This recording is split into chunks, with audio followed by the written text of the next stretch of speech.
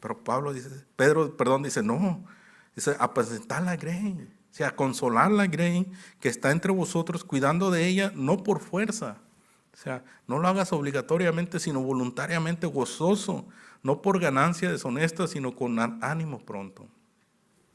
Y esa es la responsabilidad de los cristianos, de predicar. Otra de la responsabilidad, aquí entramos todos, aquí no entra solamente el pastor o los ancianos, ¿verdad? Es de predicar, enseñar y manejar las escrituras apropiadamente, mis hermanos. ¿Por qué? Especialmente los varones son los sacerdotes de cada casa, ¿verdad? Pero cuando el varón no quiere saber de las cosas de Dios, entonces la mujer tiene que tomar esa responsabilidad y procurar enseñar, ¿verdad? Segunda de Timoteo 2:15 dice, procura con diligencia presentarte a Dios aprobado, como obrero que no tiene de qué avergonzarse, que usa bien la palabra de verdad. Y Timoteo 2:4-2 dice, que prediques la palabra, que instes a tiempo y fuera de tiempo, redarguye, reprende, exhorta, con toda paciencia y doctrina. Esta carta Pablo se le escribe al joven Timoteo, porque le dice que nadie menosprecie tu edad, o sea, eres joven, pero tú tienes el don, predica, enseña. Y lo deja cuando Pablo lo deja en Efesios. ¿Por qué lo dejó en Efesios a Timoteo, a un joven? ¿Qué miraría Pablo de él? A un joven lleno del Espíritu de Dios, a un joven dispuesto a tomar la antorcha, la batuta, para hacer lo que Dios le estaba pidiendo. Y los efesios no eran cualquier cosa, ¿verdad? Era un pueblo que estaban llenos de ocultismo, de brujería, buscando cosas del otro mundo, como se dice.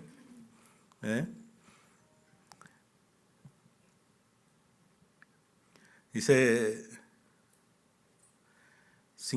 que cuando muchos se convirtieron al cristianismo y quemaron, fíjense, tenían libros para brujería, para hechicería.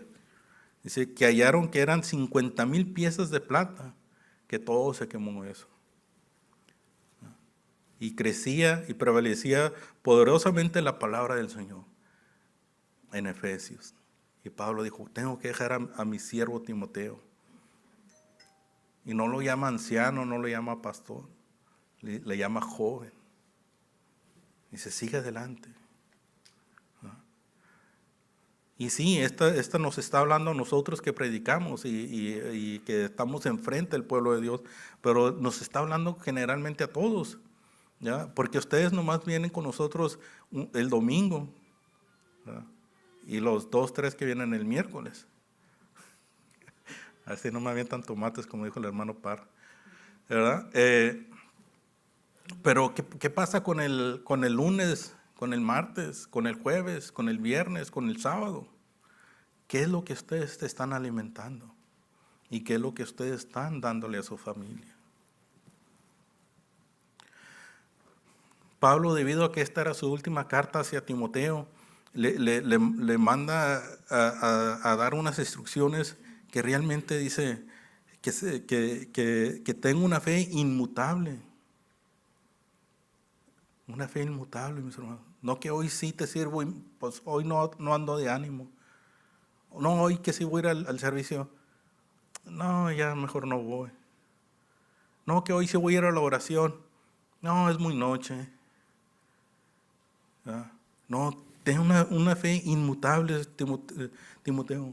Sigue adelante. No flaquees en la obra de Dios.